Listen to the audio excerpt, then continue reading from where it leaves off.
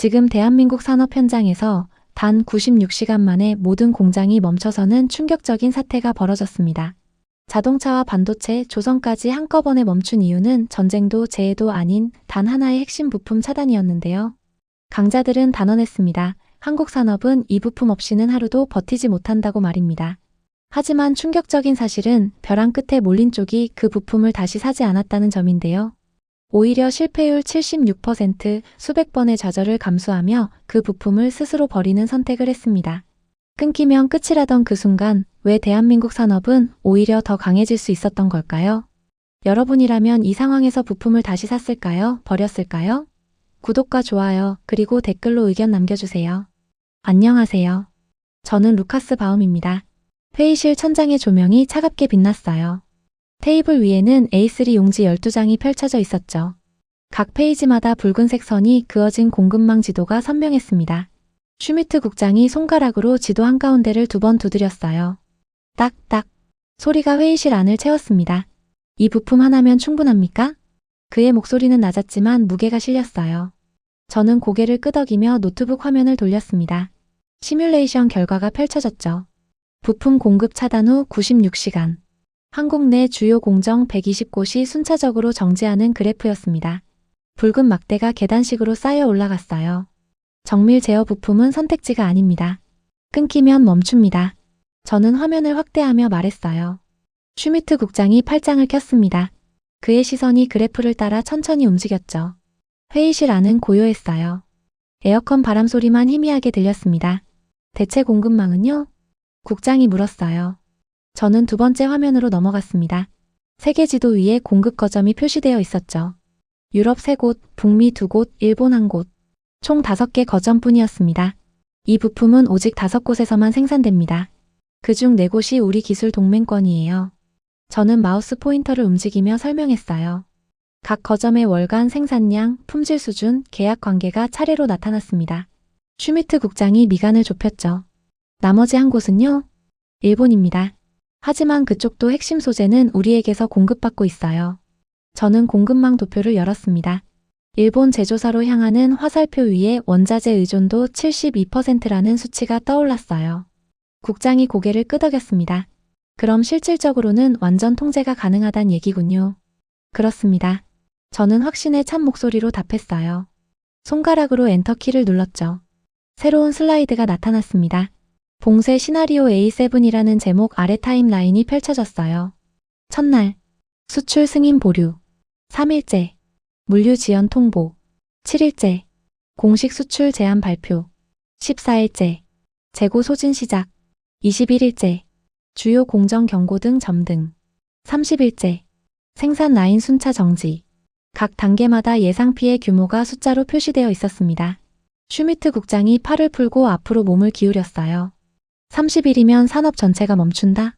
정확히는 96시간 안에 핵심 공정이 먼저 멈춥니다. 나머지는 연쇄 효과예요. 저는 다음 화면을 띄웠습니다. 공정별 부품 소진 속도가 막대 그래프로 정리되어 있었죠. 정밀 가공 라인이 가장 먼저 붉게 물들었어요. 그 다음이 조립, 검수, 포장 순서였습니다. 이 부품 없이는 공차 제어가 불가능합니다. 공차가 무너지면 불량률이 60%를 넘어가요. 저는 손가락으로 그래프를 가리키며 설명했어요. 슈미트 국장이 천천히 고개를 끄덕였습니다. 그의 눈빛이 차갑게 가라앉았죠. 좋습니다. 이 계획을 실행 단계로 넘기죠. 그 순간 저는 가슴속에서 무언가가 팽팽하게 당겨지는 느낌을 받았어요. 통제에 대한 확신이었습니다. 수십 년간 쌓아온 기술 표준, 공급망, 특허가 하나의 전략으로 완성되는 순간이었죠. 저는 노트북을 덮으며 말했어요. 부품 하나로 산업 하나를 멈출 수 있습니다. 회의실 밖으로 나오자 복도가 길게 뻗어 있었어요. 형광등 불빛이 차갑게 빛났죠. 저는 손에 든 서류 뭉치를 내려다봤습니다. RESTRICTED ACCESS라는 붉은 도장이 찍혀 있었어요. 그 도장 아래 작은 글씨로 적힌 문장이 눈에 들어왔습니다. 프리시전 컨트롤 마줄 엑스포트 리스트릭션 프로포절. 정밀 제어 모듈 수출 제한 제안서. 저는 엘리베이터 버튼을 눌렀어요. 금속 문이 열리며 희미한 기계음이 들렸죠. 안으로 들어서자 거울에 비친 제 얼굴이 보였습니다. 입꼬리가 살짝 올라가 있었어요. 저는 그 표정을 지운 채 층수 버튼을 눌렀습니다. 문이 닫히며 회의실 복도가 시야에서 사라졌어요.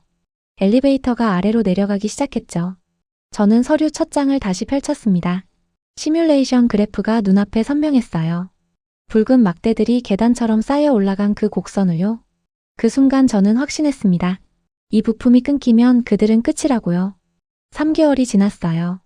저는 본사 모니터링 센터 앞에 서 있었습니다. 벽면을 가득 채운 화면 6개가 실시간 데이터를 쏟아냈죠. 왼쪽 상단 화면에는 한국 산업 지도가 떠 있었어요. 지도 위에 붉은 점들이 하나씩 켜지고 있었습니다. 첫날엔 12곳이었어요. 닷새 후엔 38곳, 열하루 후엔 72곳, 지금은 120곳이었습니다. 각 점마다 공장 이름과 가동 중단 시각이 표시되어 있었어요. 저는 커피잔을 든 채 화면을 응시했죠. 붉은 점들이 서울에서 시작해 경기, 충청, 경상으로 번져나갔습니다. 마치 전염병처럼요. 예상보다 빠릅니다. 옆에 서 있던 분석팀 책임자가 말했어요. 그의 목소리는 평온했지만 손끝이 미세하게 떨렸습니다. 저는 고개를 끄덕였죠. 재고 소진 속도가 시뮬레이션보다 12% 빨랐어요. 저는 오른쪽 화면을 가리켰습니다. 부품 재고 그래프가 급격히 내려가고 있었죠. 예상 소진일은 28일이었는데 실제로는 23일 만에 바닥을 찍었어요. 분석팀 책임자가 태블릿을 들어 화면과 대조했습니다.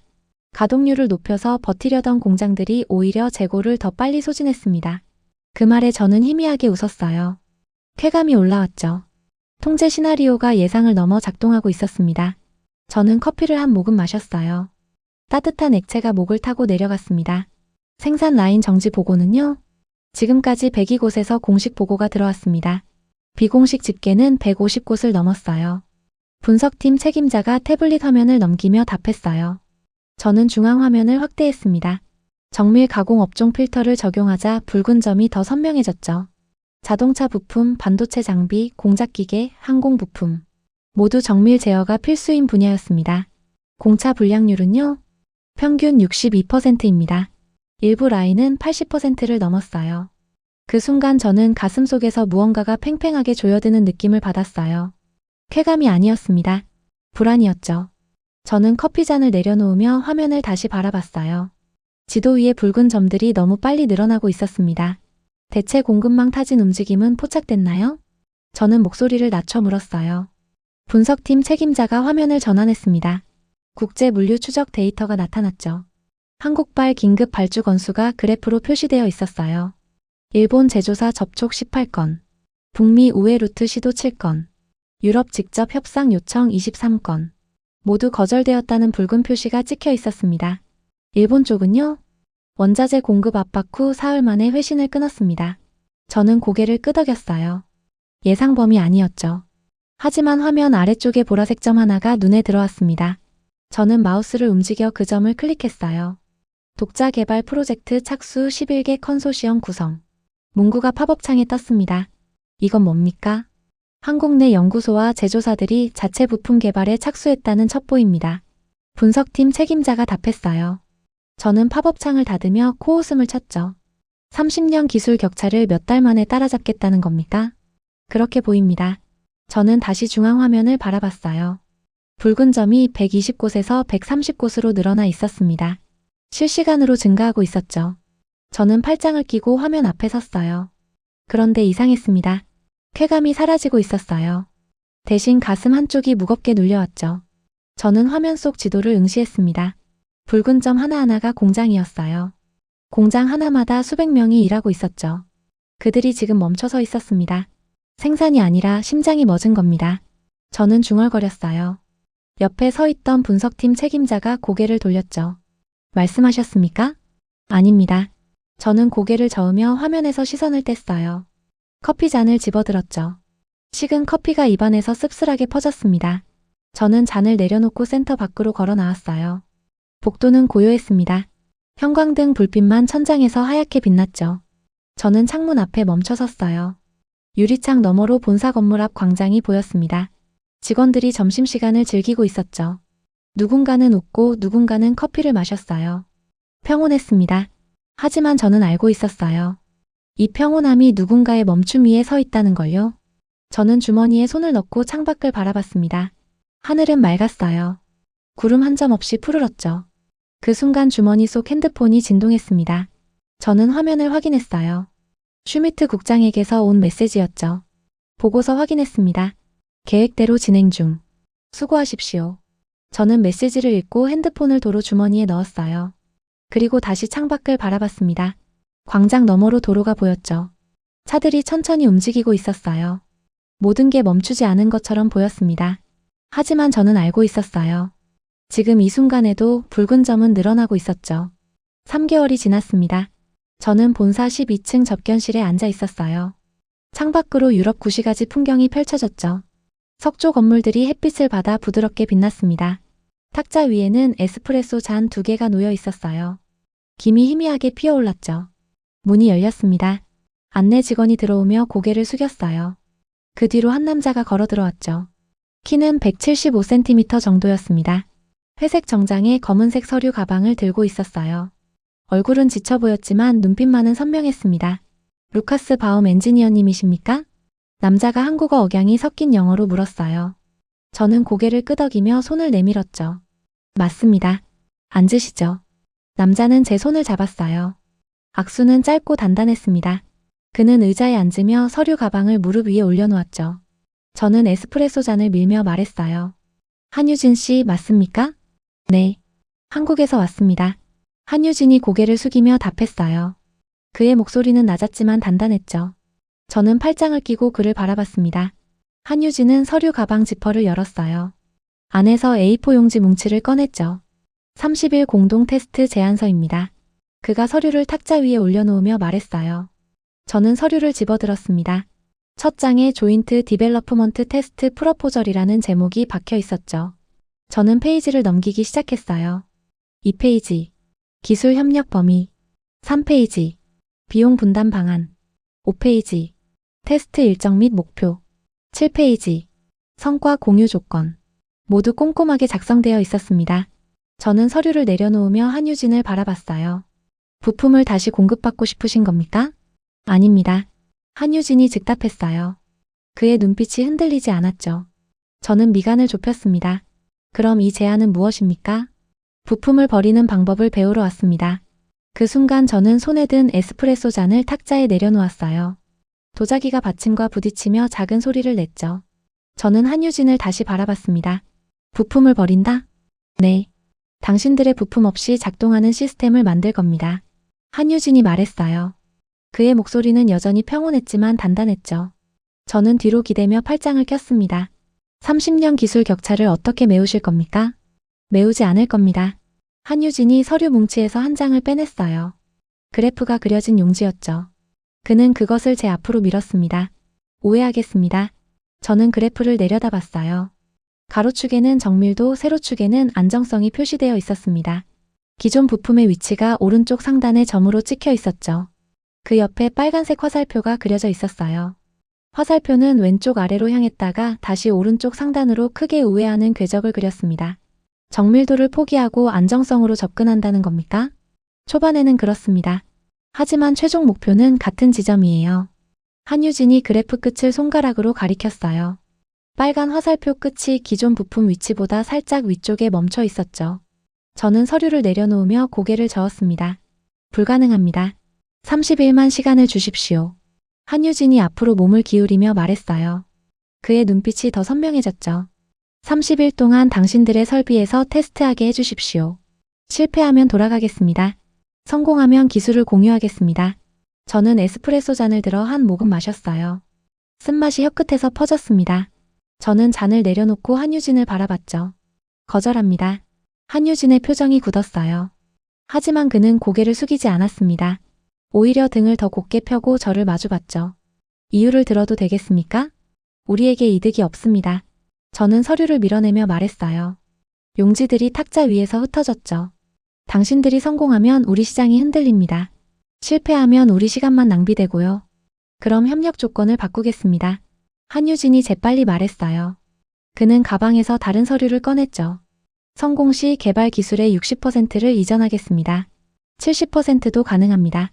저는 그 서류를 받지 않았어요. 대신 의자에서 일어났죠. 한유진 씨, 당신은 지금 무너진 산업을 살리려 여기까지 왔습니다. 그건 이해합니다. 저는 창문 쪽으로 걸어갔어요. 유리창 너머로 구시가지 풍경이 펼쳐졌죠. 하지만 당신이 여기 온 이유 자체가 이미 답입니다.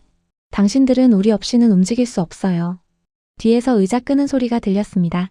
한유진이 일어선 것 같았어요. 저는 창밖을 바라보며 말을 이었죠. 기술 격차는 시간으로 메워지지 않습니다. 30년이 걸렸으면 30년이 필요해요. 그 말이 틀렸다는 걸 증명하러 왔습니다. 한유진의 목소리가 등 뒤에서 들렸어요. 저는 고개를 돌려 그를 바라봤죠. 한유진은 서류를 가방에 도로 넣고 있었습니다. 그의 손이 떨리지 않았어요. 이 제안은 거절하셨지만 제가 온 이유는 다릅니다. 그럼 뭡니까? 저는 물었어요. 한유진이 가방 지퍼를 닫으며 저를 똑바로 바라봤습니다. 그 부품을 다시 사러 온 게 아닙니다. 버리러 왔습니다. 그 말에 저는 미소를 지었어요. 비웃음이었죠. 행운을 빕니다. 한유진은 고개를 한번 숙였어요. 그리고 돌아서서 접견실 문을 향해 걸어갔죠. 문이 열리고 닫혔습니다. 저는 다시 창밖을 바라봤어요. 구시가지 건물들이 여전히 햇빛을 받아 빛나고 있었습니다. 저는 탁자로 돌아와 흩어진 서류를 모았어요. 그래프가 그려진 용지가 맨 위에 있었죠. 빨간 화살표가 크게 우회하는 궤적이 눈에 들어왔습니다. 저는 그 용지를 구겨 쓰레기통에 던졌어요. 종이가 바닥에 떨어지는 소리가 희미하게 들렸습니다. 저는 에스프레소 잔을 들어 마지막 한 모금을 마셨어요. 식은 커피가 쓰디쓴 맛으로 목을 타고 내려갔죠. 그 순간 저는 생각했습니다. 저들은 결국 돌아올 거라고요. 6개월이 흘렀습니다. 저는 모니터링 센터 화면 앞에 서 있었어요. 오른쪽 상단 화면에 새로운 데이터가 떠올랐죠. 한국 독자 개발 프로젝트 진행 상황이었습니다. 저는 커피잔을 들고 화면을 응시했어요. 테스트 횟수 1238회, 실패 건수 941건, 실패율 76%. 숫자들이 차갑게 빛났습니다. 저는 화면을 아래로 스크롤했어요. 세부 항목이 나타났죠. 폭주 사고 31건, 부품 파손 182회, 공차 이탈 673회, 시스템 정지 55건. 저는 입꼬리를 살짝 올렸어요. 예상대로였죠. 분석팀 책임자가 옆에서 태블릿을 들고 말했습니다. 6개월 동안 실패율이 전혀 줄지 않고 있습니다. 당연합니다. 30년 격차를 6개월로 따라잡을 순 없으니까요.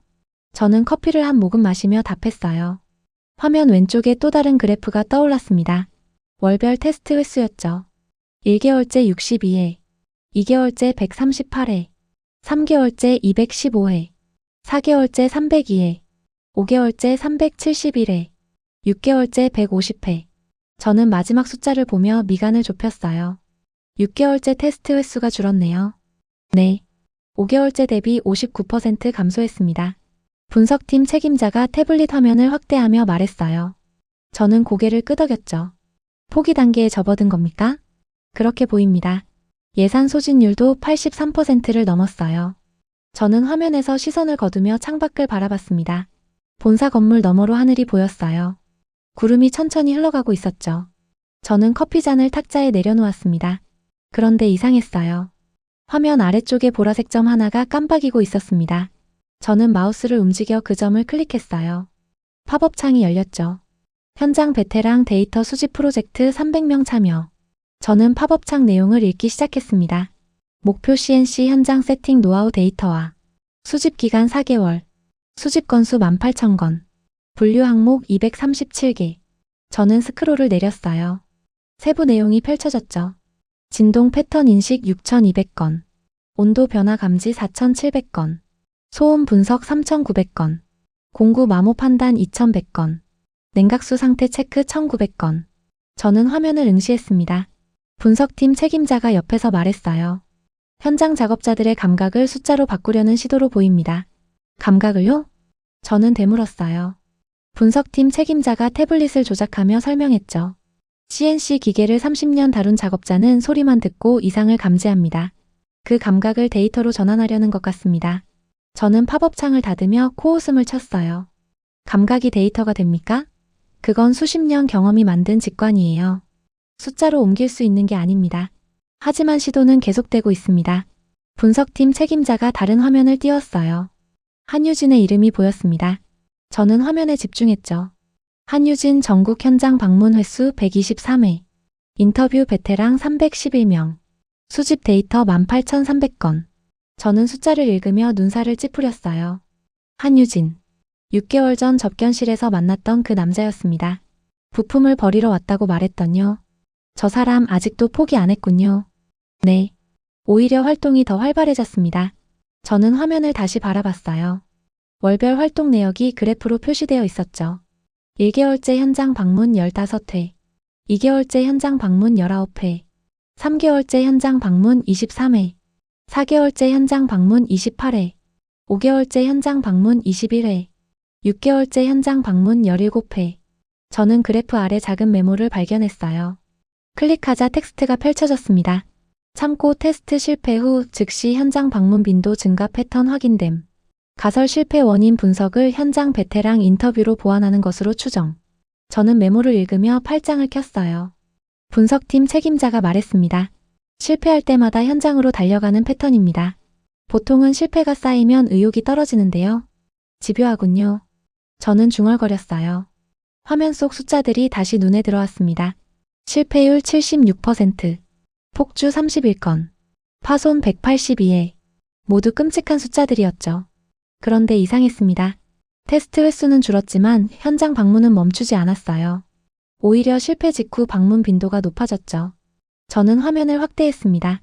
최근 3개월 수집 데이터 유형 변화 감지, 초기 일반 작업 노하우 중심, 최근 이상 징후 감지 사례 집중 수집, 세부 항목이 나타났어요. 폭주 전조 증상 1200건, 파손 예측 신호 970건, 공차 이탈 패턴 853건. 저는 숫자를 읽으며 미간을 좁혔습니다. 분석팀 책임자가 설명했어요. 실패 사례를 역으로 분석하고 있습니다. 폭주가 일어나기 전에 어떤 신호가 있었는지, 파손이 발생하기 전엔 무엇이 달랐는지요. 실패가 데이터가 된다는 겁니까? 그렇게 보입니다. 저는 화면에서 시선을 떼고 창밖을 바라봤어요. 하늘은 여전히 맑았습니다. 저는 커피잔을 들어 한 모금 마셨죠. 식은 커피가 쓴맛으로 혀끝을 채웠어요. 실패가 쌓이면 방향이 보입니다. 저는 중얼거렸습니다. 분석팀 책임자가 고개를 돌렸어요. 말씀하셨습니까? 아닙니다. 저는 커피잔을 내려놓으며 답했어요. 화면 속 숫자들이 여전히 빛나고 있었죠. 실패율 76%. 하지만 그 아래엔 18,000건의 데이터가 쌓여 있었습니다. 저는 모니터링 센터를 나와 복도를 걸었어요. 형광등 불빛이 천장에서 차갑게 빛났죠. 주머니에 손을 넣고 걸으며 생각했습니다. 실패율 76%. 보통은 포기할 숫자였어요. 하지만 한유진은 멈추지 않았습니다. 오히려 실패를 모으고 있었죠. 저는 엘리베이터 버튼을 눌렀어요.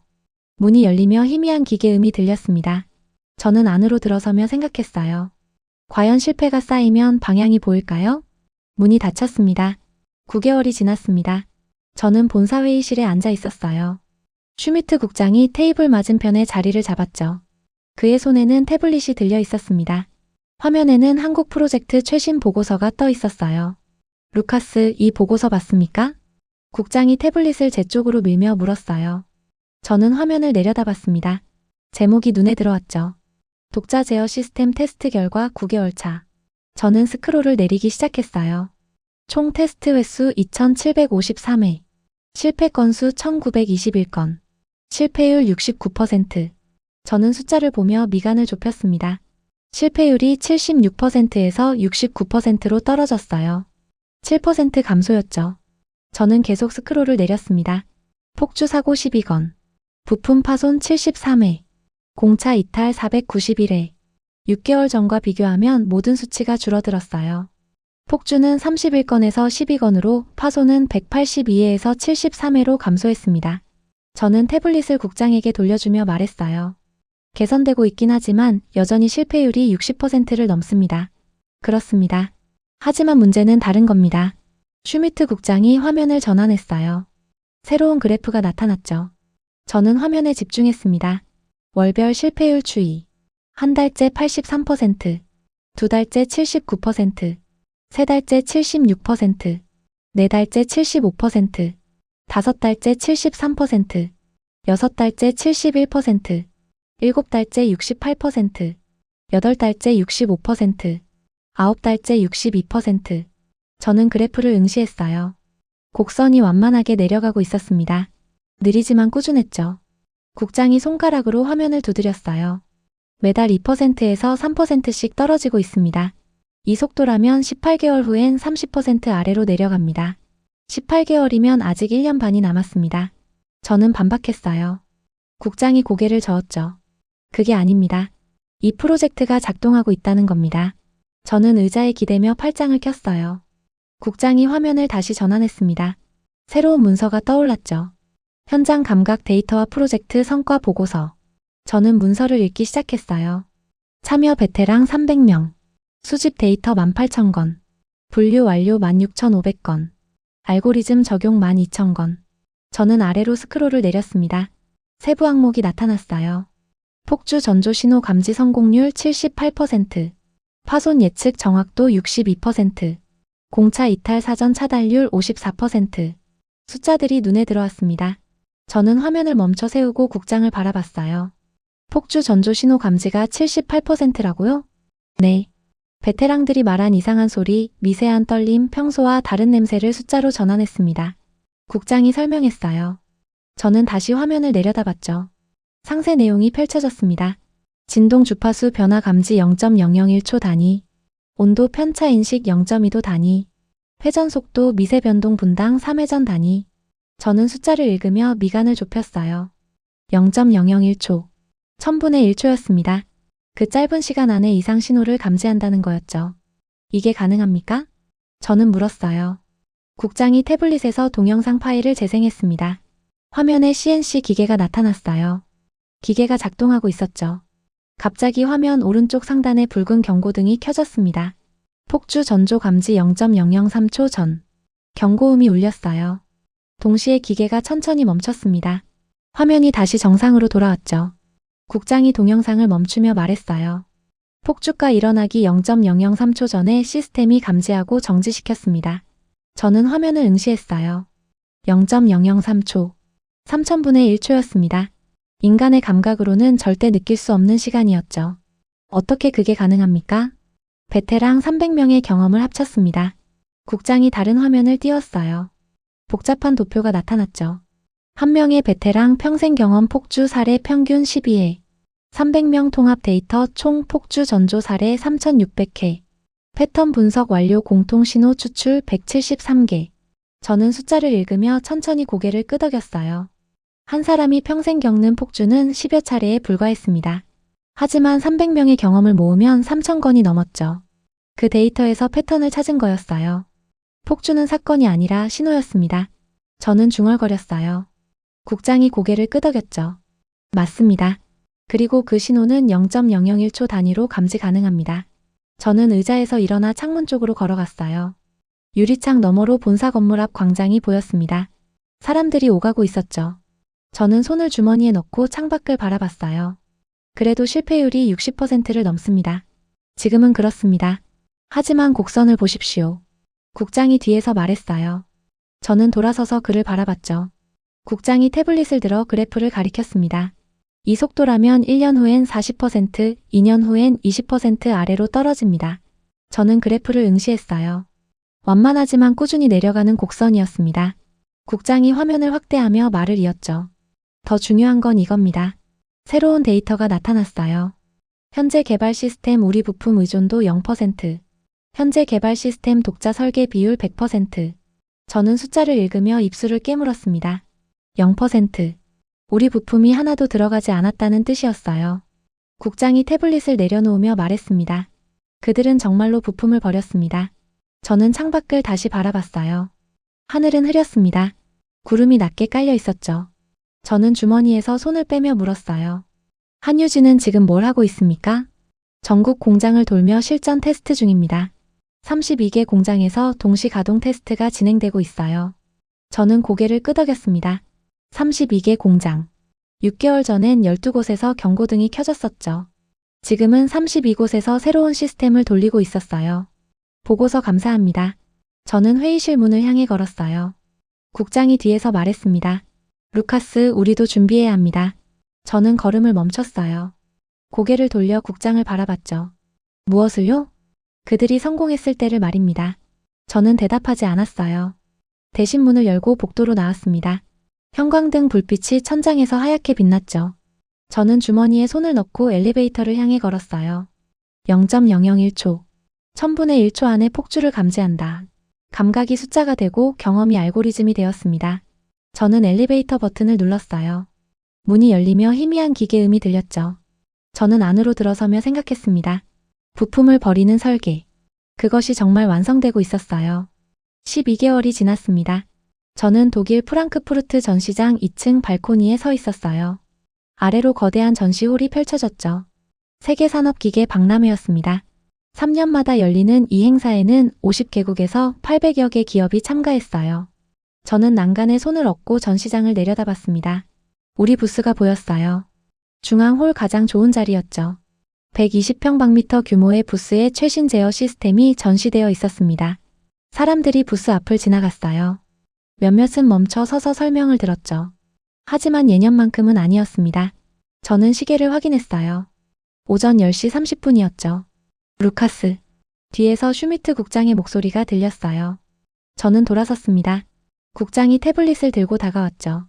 그의 표정이 굳어 있었어요. 한국 부스 봤습니까? 아직입니다. 저는 답했어요.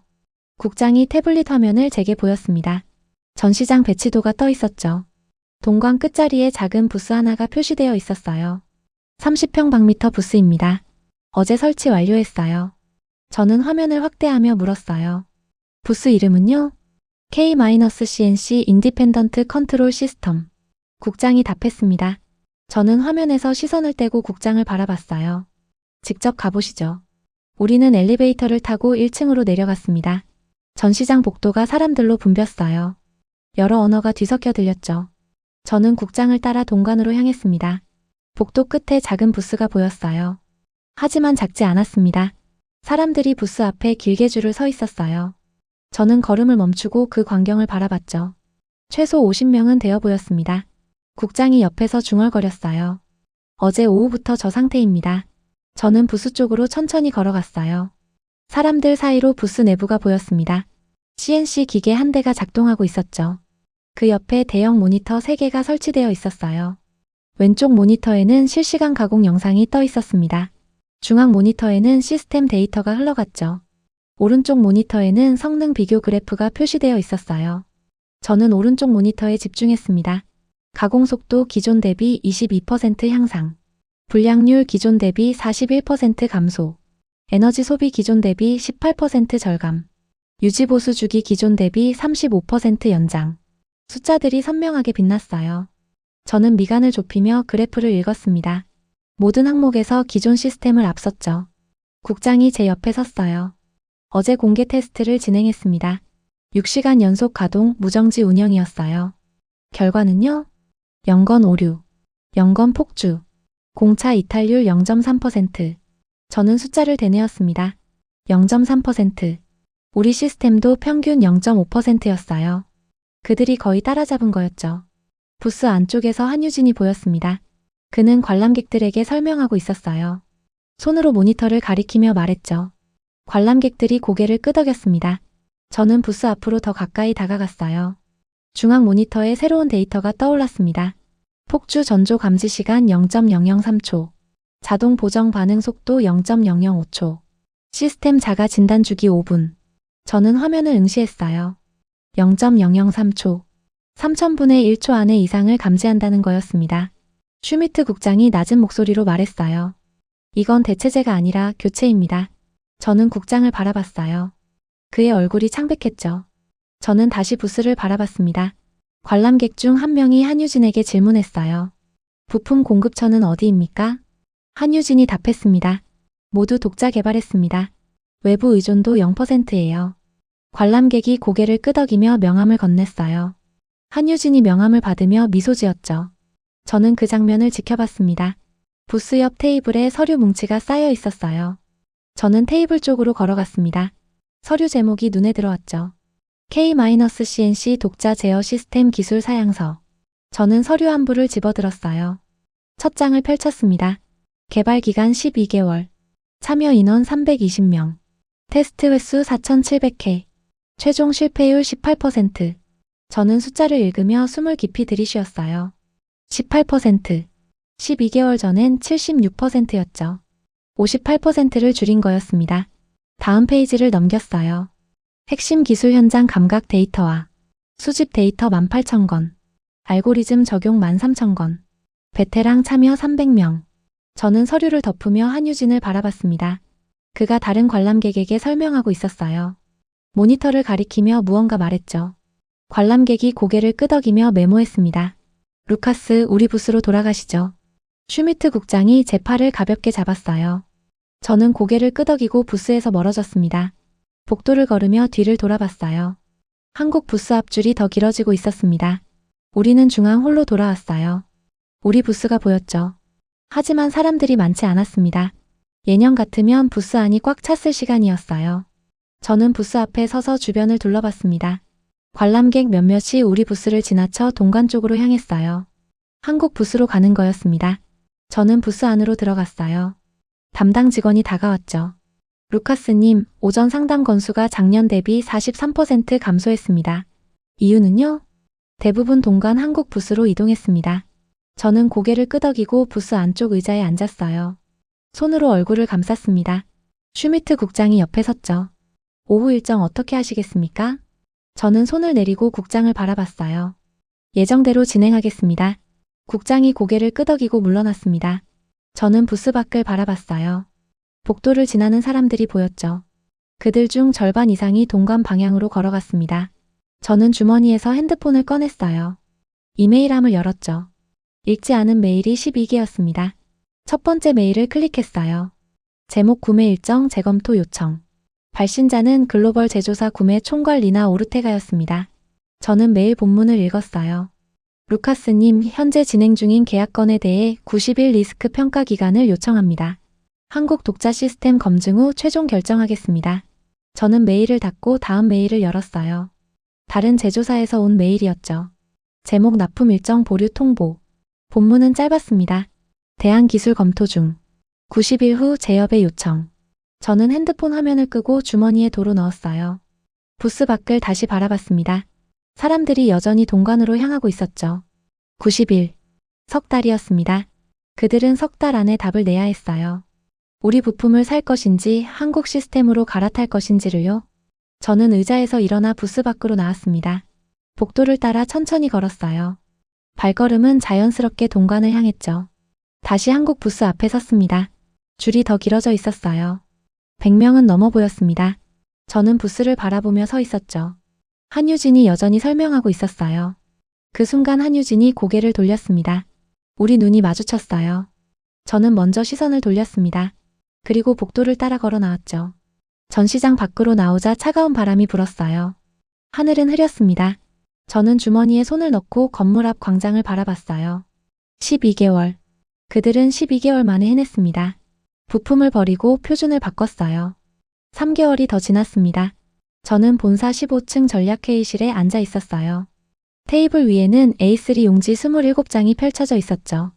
각 용지마다 계약 취소 통보서가 인쇄되어 있었습니다.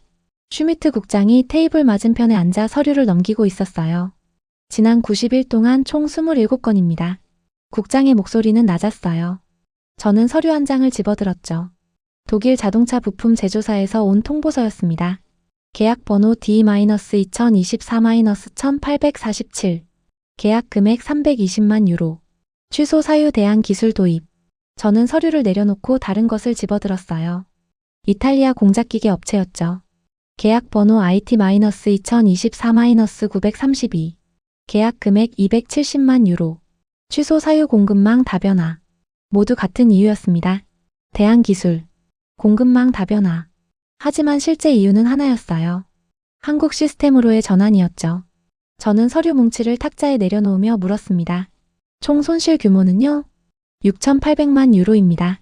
슈미트 국장이 태블릿 화면을 돌렸어요. 저는 화면을 내려다봤죠. 월별 계약 취소 추이 그래프가 나타났습니다. 프랑크푸르트 박람회 직후 첫 달 5건, 둘째 달 9건, 셋째 달 13건. 그래프가 계단식으로 올라가고 있었어요. 저는 화면을 확대하며 세부 내역을 확인했습니다. 신규 계약 건수 전년 대비 62% 감소. 계약 갱신율 전년 대비 47% 감소. 상담 요청 건수 전년 대비 53% 감소. 숫자들이 차갑게 빛났어요. 저는 태블릿을 국장에게 돌려주며 의자에 기댔습니다.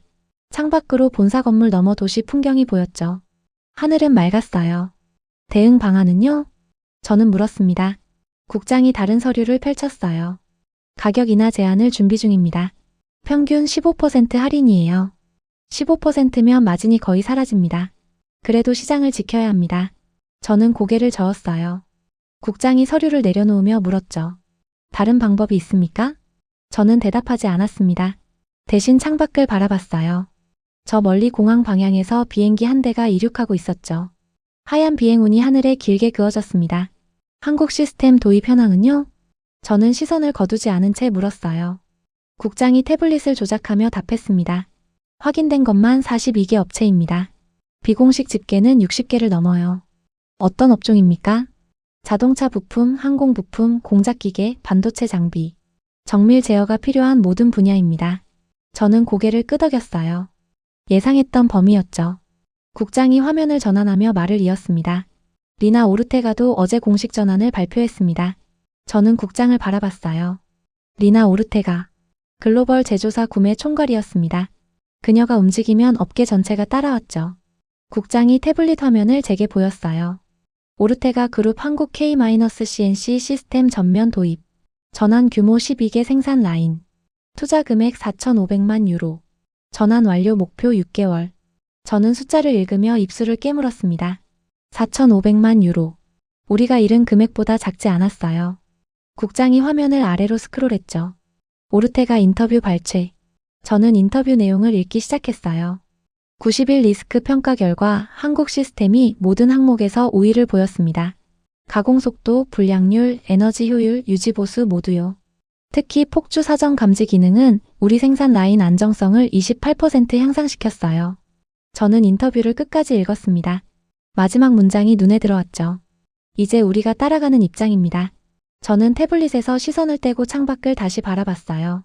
비행운이 흐려지고 있었습니다. 국장이 서류를 정리하며 물었죠. 가격 인하 제한 진행하겠습니까? 잠깐만요. 저는 손을 들어 국장을 멈췄어요. 그리고 의자에서 일어나 창문 앞으로 걸어갔습니다. 유리창에 손을 얹고 아래를 내려다봤죠. 본사 건물 앞 광장이 보였어요. 직원들이 점심시간을 즐기고 있었습니다. 가격 인하로는 안 됩니다. 저는 낮은 목소리로 말했어요. 국장이 뒤에서 물었죠. 그럼 어떻게 하시겠습니까? 저는 창밖을 바라보며 답했습니다. 기술을 바꿔야 합니다. 기술을요? 우리가 30년 동안 쌓아온 방식이 더 이상 유일한 답이 아닙니다. 저는 돌아서서 국장을 바라봤어요. 그가 미간을 좁히고 있었죠. 루카스님, 무슨 말씀이십니까? 한국 시스템을 연구해야 합니다. 그들이 어떻게 폭주를 0.003초 전에 감지하는지, 어떻게 베테랑의 감각을 데이터로 전환했는지요. 저는 테이블로 돌아와 서류 뭉치를 집어들었어요. 27장의 취소 통보서였죠. 이건 시작입니다. 석 달 후엔 50건이 넘을 겁니다. 6개월 후엔 100건을 넘어요. 국장이 팔짱을 끼며 말했습니다. 그들의 기술을 따라간다는 겁니까? 아닙니다. 저는 서류를 탁자에 내려놓으며 고개를 저었어요. 협력해야 합니다. 협력이요? 우리 정밀도와 그들의 안정성을 결합하는 겁니다. 우리 30년 축적과 그들의 데이터 전환 방식을 합치는 거예요. 국장이 침묵했습니다. 저는 창문 쪽으로 다시 걸어가며 말을 이었죠. 12개월 전 한유진이 이 본사에 왔을 때 저는 그를 거절했습니다. 30년 격차는 메울 수 없다고 믿었어요. 저는 유리창에 이마를 기댔습니다. 하지만 그들은 메우지 않았습니다. 오해했어요. 그리고 우리를 앞질렀죠. 국장이 천천히 고개를 끄덕였어요. 저는 창밖을 바라보며 말했습니다. 이제 우리가 그들에게 가야 합니다. 한국으로요? 네. 저는 돌아서서 국장을 바라봤어요. 한유진을 만나야 합니다. 국장이 태블릿을 들어 메모하기 시작했어요. 저는 테이블로 돌아와 앉았죠. 서류 뭉치가 여전히 탁자 위에 놓여 있었습니다. 저는 첫 장을 다시 집어들었어요. 취소 사유 대안 기술 도입. 대안이 아니었습니다. 이미 표준이 바뀌고 있었어요. 저는 서류를 내려놓고 창밖을 바라봤습니다. 하늘에 구름이 천천히 흘러가고 있었죠. 저는 주머니에서 핸드폰을 꺼냈어요. 이메일함을 열었습니다. 새 메일 작성 버튼을 눌렀어요. 수신자란에 한유진의 이메일 주소를 입력했습니다. 커서가 제목 란에서 깜빡였죠. 저는 잠시 멈췄다가 타이핑하기 시작했어요. 레이 협력 제안. 본문에는 짧게 한 문장만 썼습니다. 15개월 전 제안 다시 논의하고 싶습니다. 저는 전송 버튼을 눌렀어요. 메일이 발송되었다는 알림이 떴죠. 저는 핸드폰 화면을 끄고 주머니에 넣었습니다. 슈미트 국장이 물었어요. 답장 올까요? 저는 고개를 끄덕였습니다. 올 겁니다. 창밖으로 또 다른 비행기가 이륙하고 있었어요. 하얀 비행운이 하늘에 길게 그어졌죠. 저는 그 비행운을 바라보며 생각했습니다. 15개월 전 제가 한유진을 거절했을 때요. 그때 저는 확신했었어요. 그들은 결국 돌아올 거라고요. 하지만 틀렸습니다. 이제 제가 가야 했으니까요. 6개월이 더 흘렀습니다. 저는 인천공항 입국장을 빠져나와 로비에 서 있었어요. 손에는 검은색 캐리어가 들려 있었죠. 천장이 높았습니다. 유리창 너머로 아침 햇살이 쏟아져 들어왔어요. 루카스님. 앞에서 목소리가 들렸습니다. 저는 고개를 들었어요. 한유진이 서 있었죠. 회색 정장 차림이었습니다. 그는 손을 내밀었어요. 오신 걸 환영합니다. 저는 그의 손을 잡았습니다. 악수는 단단했어요. 한유진이 미소 지으며 말했죠. 차가 밖에 대기 중입니다. 가시죠. 우리는 공항을 빠져나와 주차장으로 향했어요. 검은색 세단이 기다리고 있었습니다. 운전기사가 제 캐리어를 트렁크에 실었죠. 저는 뒷좌석에 앉았어요. 한유진이 옆에 탔습니다. 차가 출발했어요. 공항을 벗어나자 고속도로가 펼쳐졌죠. 양옆으로 건물들이 지나갔습니다. 한유진이 태블릿을 꺼내며 말했어요. 오늘 일정입니다. 오전 10시에 본사 미팅, 오후 2시에 공장 현장 방문이에요. 저는 고개를 끄덕이며 창밖을 바라봤습니다. 한강이 보였어요. 물이 햇빛을 받아 반짝였죠. 한유진이 태블릿 화면을 제게 보였습니다. 협력 제안서 초안입니다. 저는 화면을 내려다봤어요. 문서 제목이 눈에 들어왔죠. 유럽 마이너스 한국 공동기술 표준화 프로젝트. 스크롤을 내리기 시작했습니다. 목표 정밀 제어 시스템 글로벌 표준 수립. 참여기관 유럽 기술 컨소시엄 7개, 한국 연구소 5개. 기간 3년. 예산 1억 2천만 유로. 저는 숫자를 읽으며 눈살을 찌푸렸어요. 1억 2천만 유로. 작지 않은 금액이었죠. 계속 스크롤을 내렸습니다. 기술 공유 범위. 유럽 측 정밀도 제어 알고리즘 30년 축적 데이터. 한국 측 폭주 사전 감지 시스템 현장 감각 데이터와 기술. 공동개발 차세대 통합 제어 플랫폼. 저는 화면에서 시선을 떼고 한유진을 바라봤어요. 특허는요? 공동 소유입니다. 50대 50 비율이에요. 한유진이 답했습니다. 저는 고개를 끄덕이고 다시 화면을 내려다봤죠. 예상 성과. 통합 시스템 성능 기존 대비 40% 향상. 불량률 0.1% 이하. 에너지 효율 35% 개선. 시장 점유율 글로벌 60% 목표. 저는 태블릿을 한유진에게 돌려주며 말했어요. 야심찬 계획입니다. 하지만 가능합니다. 한유진이 태블릿을 무릎 위에 올려놓으며 답했죠. 차가 고속도로를 빠져나와 시내로 접어들었어요. 건물들이 더 높아졌습니다. 15개월 전 제가 유럽 본사를 방문했을 때를 기억하십니까? 한유진이 물었어요. 저는 고개를 끄덕였습니다. 기억합니다. 30일 공동 테스트를 제안하셨죠. 거절당했습니다. 한유진이 미소 지으며 말했어요. 쓸쓸한 미소였죠. 그때 저는 생각했습니다. 우리가 부품을 구걸하러 온 게 아니라는 걸 증명해야 한다고요. 저는 그를 바라봤습니다. 한유진이 창밖을 보며 말을 이었어요. 처음엔 절망적이었습니다. 실패율 76%, 폭주 31건, 파손 182회. 숫자만 봐도 포기하고 싶었어요. 하지만 포기하지 않으셨죠. 포기할 수 없었습니다. 한유진이 저를 돌아봤어요. 그의 눈빛이 선명했죠.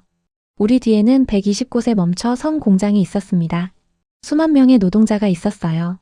그들을 위해서라도 포기할 순 없었죠. 차가 멈췄습니다. 신호등이었어요. 횡단보도를 사람들이 건너고 있었죠. 한유진이 말을 이었습니다. 그래서 방향을 바꿨습니다. 실패를 피하는 대신 실패에서 배우기로요. 현장 베테랑 300명이었죠. 제가 말했어요. 한유진이 고개를 끄덕였습니다. 네. 그분들의 30년 경험이 18,000건의 데이터가 됐어요. 그리고 그 데이터가 폭주를 0.003초 전에 감지하는 시스템이 됐죠. 신호등이 바뀌었어요. 차가 다시 출발했습니다. 저는 창밖을 바라보며 물었어요. 가장 힘들었던 순간은 언제였습니까? 6개월째였습니다. 한유진이 즉답했어요. 실패율이 71%에서 더 이상 떨어지지 않았어요. 예산은 80% 넘게 소진됐고 팀원 절반이 포기를 말했죠. 어떻게 버텼습니까? 한 베테랑이 말했습니다. 실패가 쌓이면 방향이 보인다고요. 한유진이 태블릿을 다시 꺼냈어요. 그래프를 열어 제게 보였죠. 월별 실패율 추이. 한 달째부터 12달째까지 곡선이 그려져 있었습니다. 완만하게 내려가는 선이었어요. 한유진이 그래프 끝을 가리켰죠. 12달째 18%까지 떨어졌습니다. 그리고 지금은 9%예요. 저는 숫자를 보며 숨을 들이쉬었어요. 9%. 우리 시스템도 평균 12%였죠. 그들이 우리를 넘어선 거였습니다. 차가 건물 앞에 멈췄어요. 한유진이 문을 열며 말했습니다. 도착했습니다. 저는 차에서 내렸어요. 앞에 15층짜리 건물이 서 있었죠. 유리 외벽이 햇빛을 반사하며 빛났습니다. 건물 입구에 간판이 걸려 있었어요. K-CNC 기술연구소. 우리는 로비를 지나 엘리베이터를 탔습니다. 한유진이 10층 버튼을 눌렀어요. 엘리베이터가 올라가기 시작했죠. 저는 거울에 비친 제 모습을 봤습니다. 피곤해 보였어요. 문이 열렸습니다. 복도가 펼쳐졌죠. 한유진이 앞장서서 걸었어요. 저는 그를 따라갔습니다. 복도 끝 회의실 문이 열려 있었어요. 안으로 들어서자 6명이 앉아 있었습니다. 모두 일어나 인사했죠. 한유진이 소개했어요. 박민석 프로젝트 총괄입니다. 중년 남자가 손을 내밀었어요. 저는 악수했습니다. 최진아 알고리즘 팀장이에요. 젊은 여성이 고개를 숙였죠. 저는 답례했습니다. 소개가 끝나고 모두 자리에 앉았어요. 테이블 중앙에 프로젝터 화면이 내려와 있었습니다. 박민석이 리모컨을 들어 화면을 켰어요. 유럽-한국 공동 프로젝트 세부 계획. 제목이 나타났습니다. 박민석이 설명하기 시작했어요. 1차년도 목표는 기술 통합입니다. 유럽의 정밀도 알고리즘과 우리 안정성 시스템을 결합하는 거예요. 화면이 바뀌었죠. 기술 구조도가 나타났습니다. 2차년도엔 시범 공장 12곳에서 테스트를 진행합니다. 유럽 6곳, 한국 6곳이에요. 다시 화면이 전환됐어요. 세계 지도에 12개 지점이 표시되어 있었죠. 3차년도엔 양산 체제로 전환합니다. 목표는 글로벌 시장 60% 점유예요. 저는 화면을 응시하며 들었습니다. 계획은 치밀했어요. 모든 단계가 구체적인 숫자로 뒷받침되어 있었죠. 회의가 2시간 동안 계속됐습니다. 기술 세부사항, 예산 배분, 일정 조율. 모든 걸 논의했어요. 회의가 끝나자 박민석이 말했습니다. 오후엔 공장 현장을 방문하시죠. 우리는 다시 차를 타고 이동했어요. 1시간쯤 달려 공장 단지에 도착했습니다. K-CNC 시범 공장이라는 간판이 보였어요.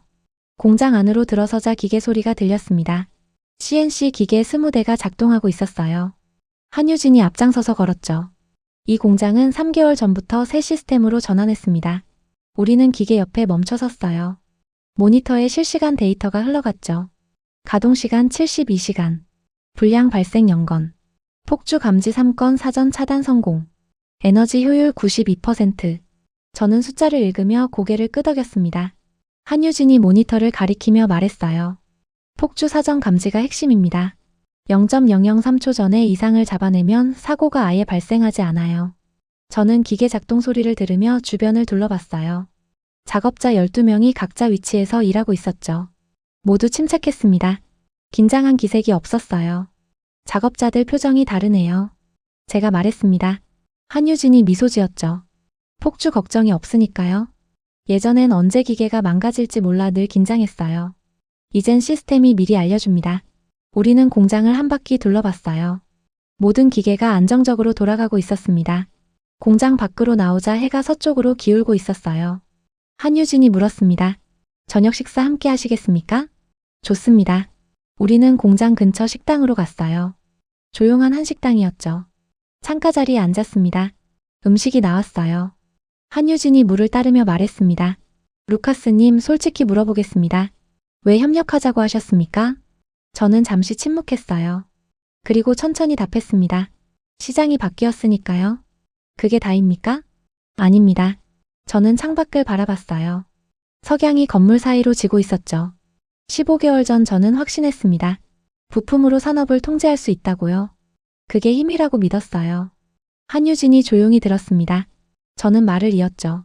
하지만 틀렸습니다. 진짜 힘은 통제가 아니라 자유였어요. 자유요? 의존을 버리는 선택이었습니다. 저는 한유진을 바라봤어요. 당신들은 우리 부품 없이 움직이는 시스템을 만들었습니다. 그게 자유였고 그 자유가 새로운 표준이 됐어요. 한유진이 고개를 끄덕였습니다. 저는 물을 한 모금 마시고 말을 이었어요. 이제 저는 깨달았습니다. 독점이 아니라 협력이 답이라는 걸요. 감사합니다. 한유진이 조용히 말했어요. 우리는 식사를 계속했습니다. 창밖으로 해가 완전히 지고 있었어요. 식사를 마치고 밖으로 나왔습니다. 한유진이 물었어요. 내일 아침 비행기시죠? 네. 9시 30분입니다. 공항까지 차량 준비하겠습니다. 고맙습니다. 우리는 악수했어요. 한유진이 말했습니다. 다음엔 유럽에서 만나겠습니다. 그러죠. 저는 호텔로 돌아왔어요. 방에 들어와 창문을 열었죠. 서울 야경이 펼쳐졌습니다. 불빛들이 반짝이고 있었어요. 저는 침대에 앉아 노트북을 열었습니다. 이메일함을 확인했어요. 슈미트 국장에게서 메일이 와 있었죠. 제목 이사회 승인 완료. 본문을 읽었습니다. 공동 프로젝트 예산 1억 2천만 유로 승인됐습니다. 3년 계획 진행하십시오. 저는 노트북을 덮고 창밖을 바라봤어요. 불빛들이 여전히 반짝이고 있었습니다. 15개월 전 저는 부품 하나로 산업을 멈출 수 있다고 믿었어요. 하지만 지금은 압니다. 자유는 더 좋은 부품이 아니라 의존을 버리는 선택이었다는 걸요. 그리고 그 선택이 세상을 바꿨습니다.